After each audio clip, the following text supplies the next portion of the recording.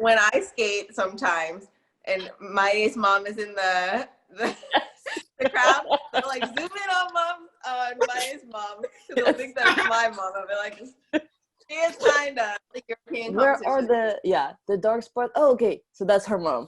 All the time.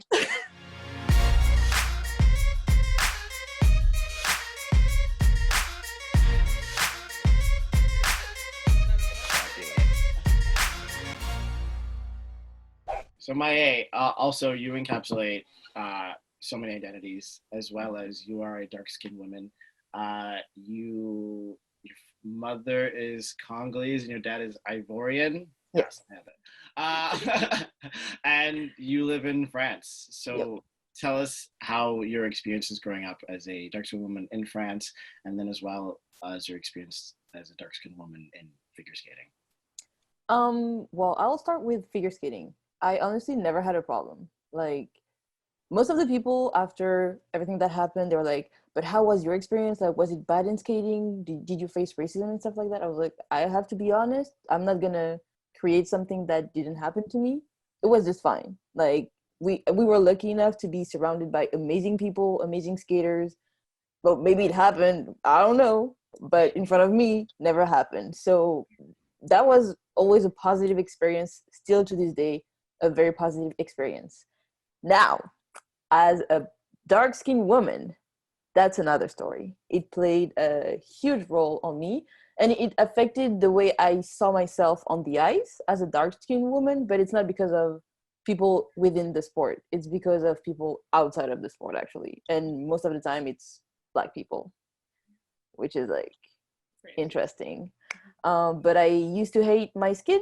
I used to hate the fact that I was that dark. I thought it wasn't that nice. It didn't look as great as being lighter. So at some point, I used to put some creams that would literally make you like lighter, not knowing what it could do to my skin and to my body and everything. I used to hide it though. I didn't want people to see it, but I did put those creams and stuff. And I felt more beautiful when I was a little bit lighter, you know, when I could see the results. But then the problem with those creams, when you stop, you get even darker than you were before, or people can see that you're putting that. But then how can they come to you and tell you, well, what are you doing? What's wrong? You should, like, it's sensitive. But I was very insecure and for a long time, and eventually I was like, I'm fine now. Like, I love that melanin. I love all of it. I embrace it now today. Yeah, but it was hard to accept that dark is beautiful and darker is beautiful, and like everything is beautiful. Like, you're beautiful the way you are, and God made you one way. Just embrace it and love it. Don't be like trying to change something that was given to you. But my insecurities came from mostly Black men, actually. Like, on social media, like, they can be rough, those people. Yeah. Like Twitter sometimes, I'm like, Yeah. calm down. Not off. Calm down. Yeah. But yeah, one time I got some people talking, like, saying the nastiest things to me, and it hurt me, and I kept it for a long time because I was like very cautious about it. I was like, maybe that's what every Black person thinks, so dark might not be that nice after all. And that's when it started. But then eventually I'm like, they're stupid, that's it. But yeah, it really does be your own sometimes, you know. Yeah. And it's just like that internalized racism and all that stuff. It's just, you know, I think we're all you know, sometimes you're like, oh, I can't go outside if the sun's out because then I'll get too dark, and then like I won't show up on the ice, or I won't show up here, or like I won't be as desirable. And it's the process that a lot of people don't know that Black people go through, especially darker skinned Black people. Is like a fear of getting more of your skin, which is just so crazy, and it warps you into such a crazy type of place. But well, I'm glad you are flexing in your complexion, girl, because you are beautiful. Thank you. You're talented, so I'm so happy that you have come into your own. Yes. Thank you. Vanessa, how about yourself? I guess I was really lucky too. As I said earlier, I started figure skating in the DC area. And I had role models of color, you know, as I was growing up. I had Roheen Ward, I had Derek Delmore, Rama Tassau, Brittany Adams, like Alex Allen. There are so many of us. I think it was normal for me to see white and black, and it never came to my mind that it was rare until after, of course, when you get to a higher level, and I was skating internationally. And even in that, I was really lucky to be on the French team, because boom, when I was like really on the senior international level, I was with Maé Bérénice Méité. I was with Elladj. I was with Yannick Bonheur, who was my first partner. We were the first Black para team to go to the Olympics. We had Shafik Bezigué, who is from Algeria. We have Florent Amadio, who is from Brazil. Like, how more beautiful of a team is that, you know?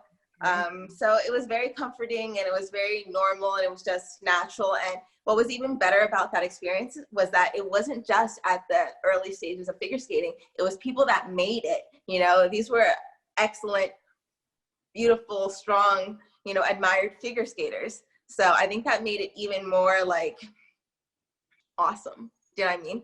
I was proud to be on the French team. Proud to I would say it all the time. Remember, Maé? I would say, like, we have the most beautiful team. Yeah. And so I think I was really lucky in that aspect as a young skater into a senior skater. That's amazing. Yeah. I think definitely when we were younger too, in Toronto, in like Scarborough, like there's a huge like Jamaican Caribbean diaspora in Toronto, and like we had Trinidadians. Yeah, we had a lot of Black skaters. Like all different, Mishka, Joella, Shabiki. Like, we had a lot of people who looked like us, so we didn't feel that as well, like that discrimination or felt like outsiders in the sport. It was definitely not until we got into the higher rankings that I was like, oh, there's no one here. Oddly for me, even at the same club, I didn't really start feeling that way until I actually joined like the dance program, which was very interesting. I don't know, became very much whiter in the dance program, even though there's lots of Black, Indian, lots of color at the rink. So that was very interesting for me. But that's it. It's interesting because for me growing up, I was the only one. And in Montreal, you think it's such a multicultural city, and there were, I guess, skaters of Black and Indians. There were a few Russians, and my coach was Russian, so we had that kind of group. But even in my rink and everywhere I went, I didn't see a lot of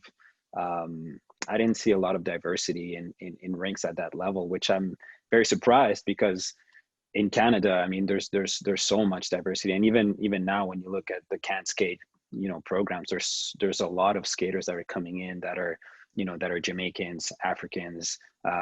There's even certain areas in Montreal and in Toronto and in the West Coast where you see Indigenous skaters coming into as Can Skate skaters. But obviously, like all of you said, it doesn't translate to the elite level, and I think that's where things kind of get lost. But for me, for sure, I was definitely growing up being the only one, which is odd because Montreal doesn't represent kind of that demographic.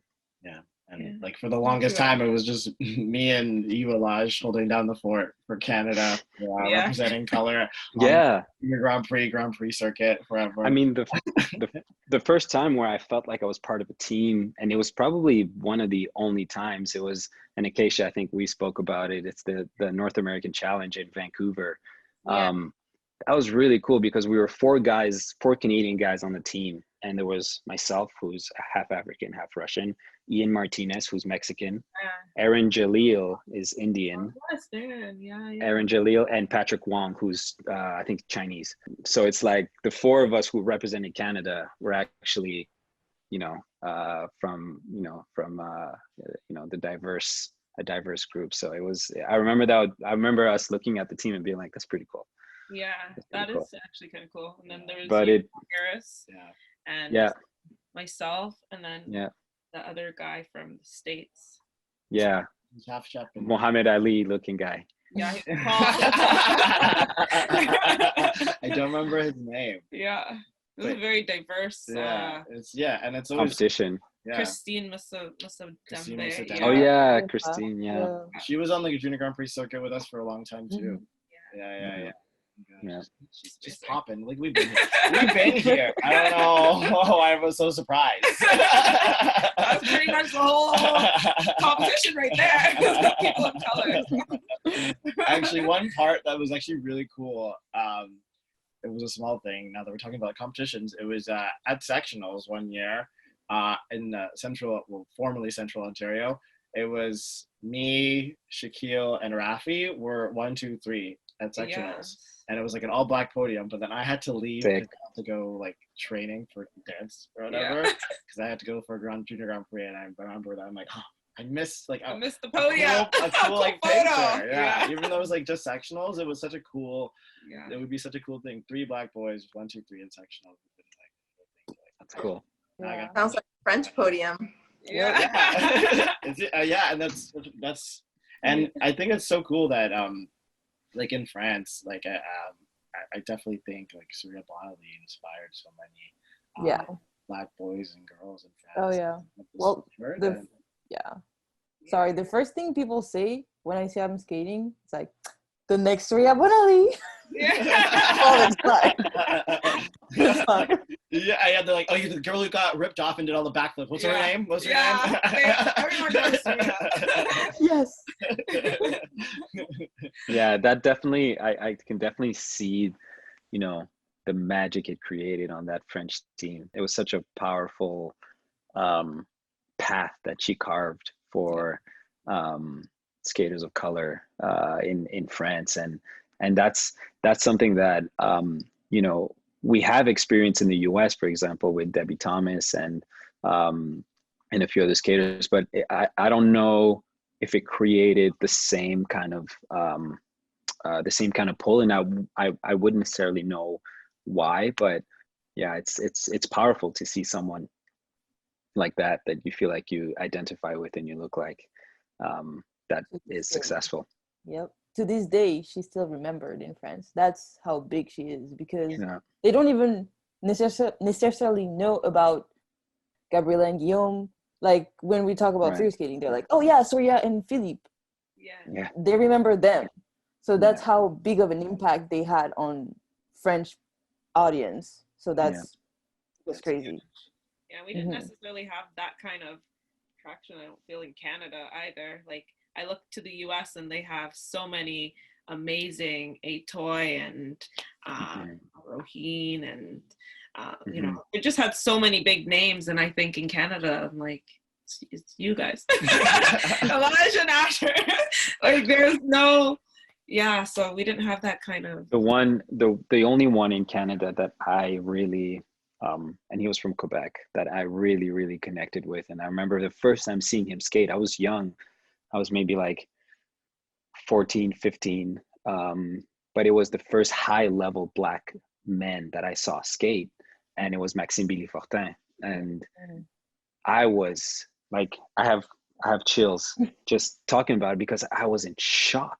Yeah. I was like, holy, not only was he, was he this great black skater, but he was the only one in the entire competition to do a quad. The only one. Mm-hmm. And his program, like, it inspired me to like truly dive deeper into, and you know what? I don't think I ever told him that. I need to really tell him that, because he inspired me to really follow what I want to do, and my heart and my kind of uniqueness and my artistry. Because I remember the first time I saw it, he had this like hip hop popping kind of number, but it was like, I had never seen that in skating in my life. And so again, like, representation is huge, and being able to see that and see that kind of success is massive. Yeah.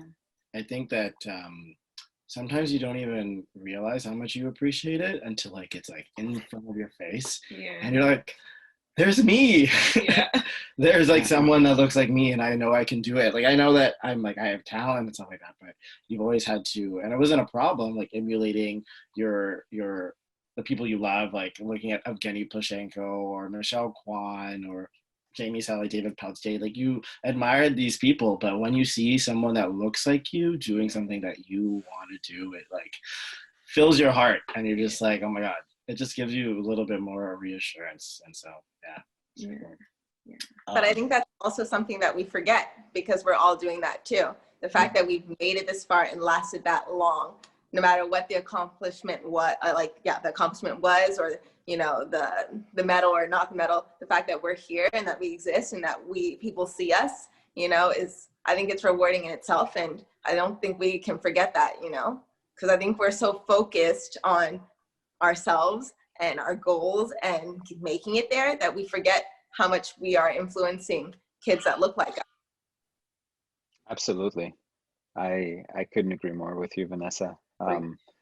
Yeah, absolutely. I think I think it's part of the reason why, you know, I kept going for that long as well in the competitive world is to see the kind of, you know, seeing kids as being inspired. And, you know, there's something we have in Canada. It's called club shows. I don't know if you guys have that in France, but you know, all those end year kind of club shows, and they kind of put it together, and it's usually only the skaters from the club that participate. But in Canada, they invite, you know, guest skaters to come in and perform the show. And one of the reasons why I always wanted to continue to do those shows is because to go to, you know, there's a part of Montreal called Montréal Nord, and it's all Jamaicans and Haitians. And to be able to go to that rink and perform my Uptown Funk and Michael Jackson and see the reaction of these kids and see the spark that was in their eyes, and to see their parents look at those kids and see their kids being excited in a way that they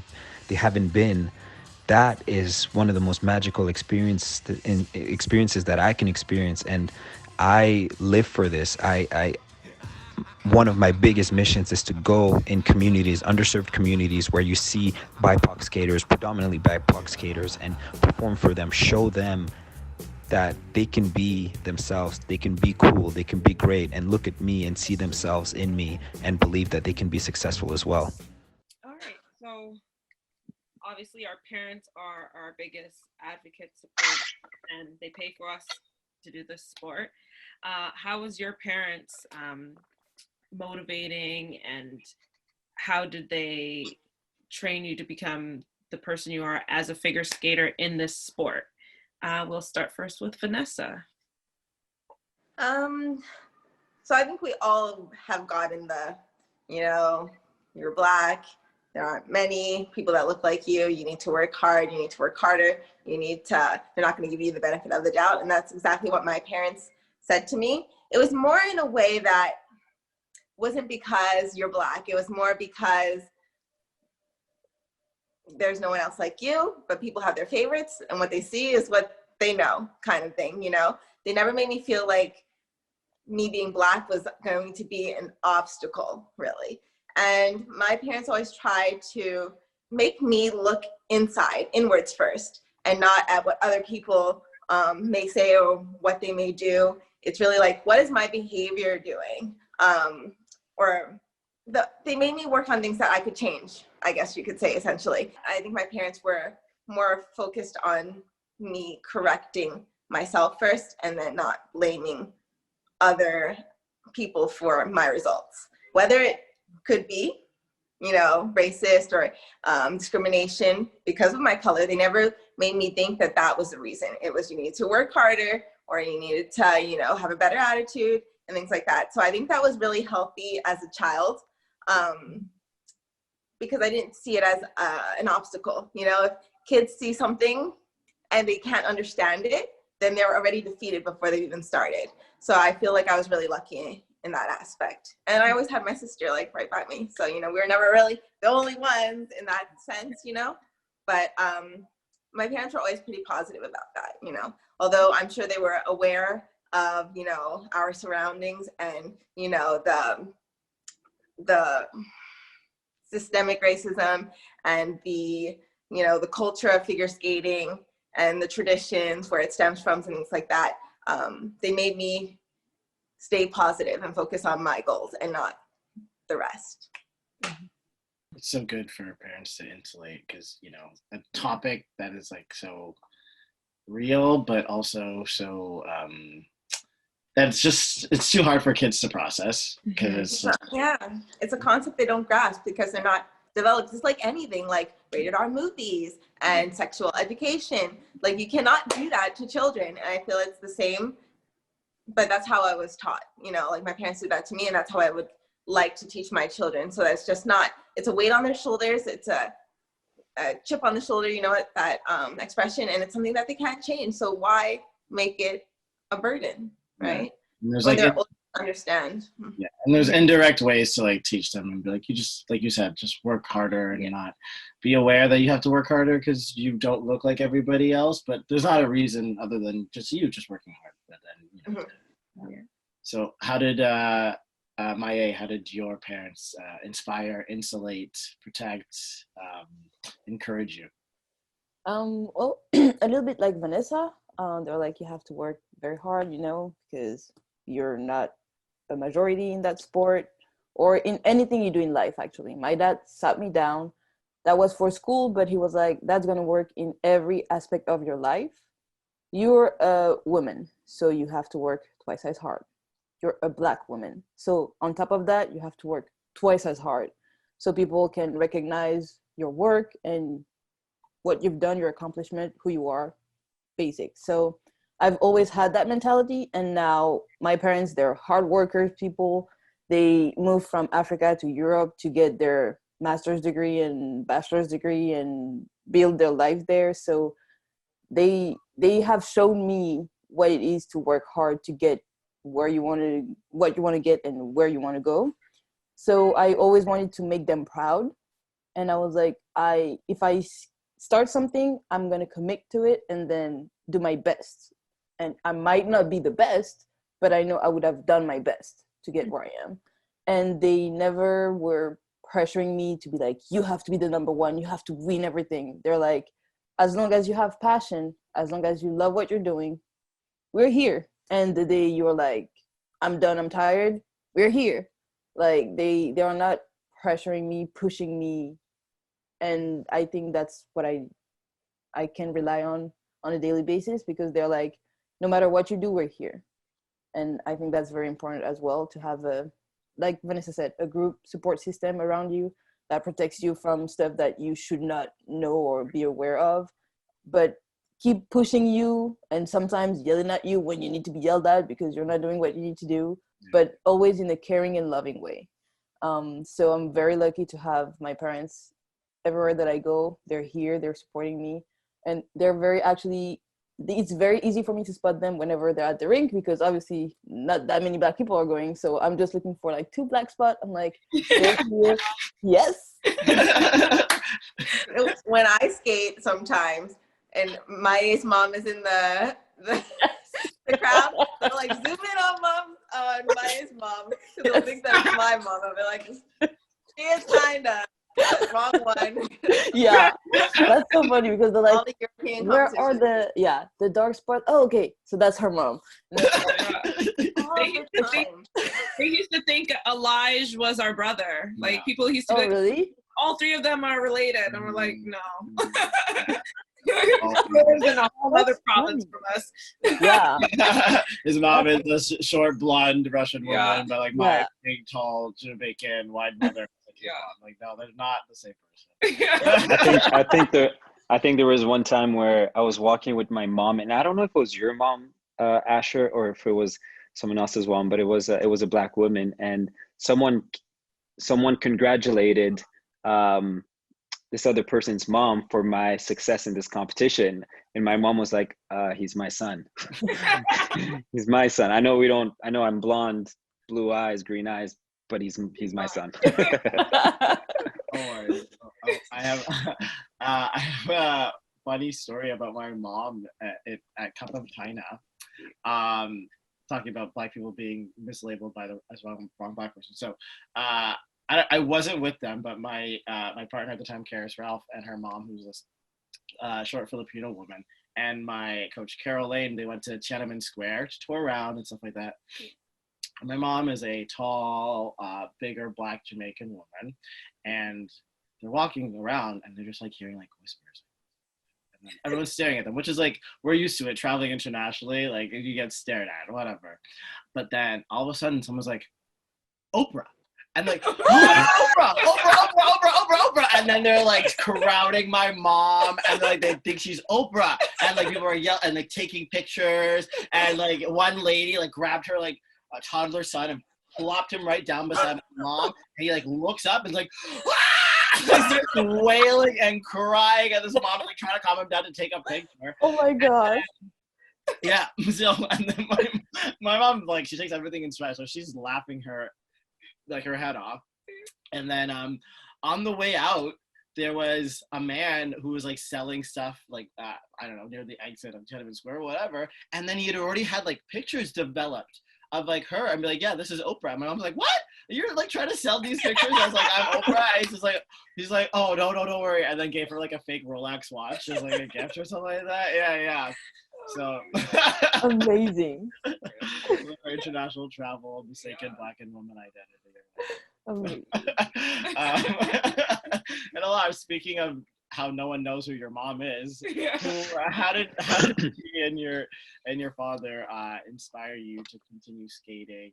For me, in some ways, very similar to my story, where my parents, they immigrated obviously to Canada, and so for them to come into a new country and have to work to just survive was an incredible example for me of what type of hard work needs to be done in order to be successful. But more specifically, my dad, having left, having grown up in a village in the mountains, and for him to be in Canada now and live the life that he's living in Canada was not anything anyone truly did from the village. You didn't necessarily leave the village. Yeah, you went to the capital, and you could maybe live there, but you didn't necessarily leave the country. So my dad was one of the first ones, and was the first one actually in his family to leave the village and to go to Russia to study and get his university degree there. And so, being one of the most intellectual men that I know, he definitely instilled in me like that hard work towards school. There was always a certain standard that needed to be there, but he was very, very helpful and very supportive. And on my mom's side, sports is such a big thing in Russia, and a lot of people get out of poverty through sports. And so the Russian mentality is very much rooted in if you're going to do the sport, you are going to be the best. So that was instilled in me at a very young age. So Maé, you were speaking that your parents kind of like let you follow your passion, whereas for me it was a bit different, where coming from that Russian background, it was very much like you're doing the sport to go to the Olympics and to the Olympic champion. That's kind of like the goal. That's kind of like the reason why we do this. So it definitely created a lot of pressure. I did have incredible support from my family, from my mom, but that that kind of pressure of needing to be the best all the time definitely was definitely hard to deal with throughout my entire career, and it's something I had to. Again, I'm not going to get on that topic because that is going to take me another 45 minutes to get in that. But, that's another topic of, going through that process of, healing that part and accepting yourself as who you are and what your journey is, and not necessarily having to, to be Olympic champion or to go to the Olympics to feel like your career has, means something and is enough, is a process that I definitely had to go through because of that. But in terms of support, it's like, my parents gave up their lives for us, for myself and my sisters, to live the kind of life that we have. Coming to Canada was not easy. They sacrificed everything. And then they came into Canada and they sacrificed also, their careers, their professional careers to provide for the family. So, for me, every day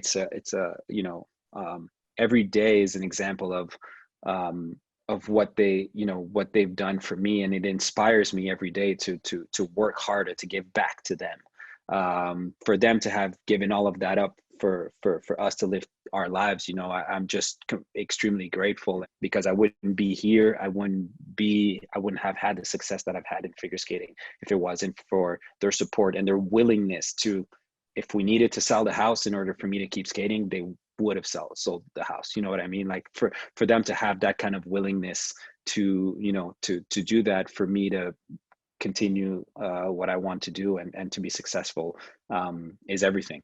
So that kind of is something that I live by on a daily basis, and it puts me in a space of gratefulness constantly when I think about that and where I am now. I hope you enjoyed this episode. If you did, please tune in next week for part 3. FSDIA's Conversations in Color is recorded and edited in Toronto and Pickering, Ontario, Canada, on the traditional lands of the Haudenosaunee, Mississauga of Scugog, Wendat, Huron-Wendat, and the Mississauga of the Credit. Thank you so much for tuning into FSDIA's Conversations in Color. Please subscribe to our channel. Find us on the gram at Figure Skating DIA, on Facebook at the Figure Skating Diversity and Inclusion Alliance, and our website at fsdia.org. And remember to color your ice.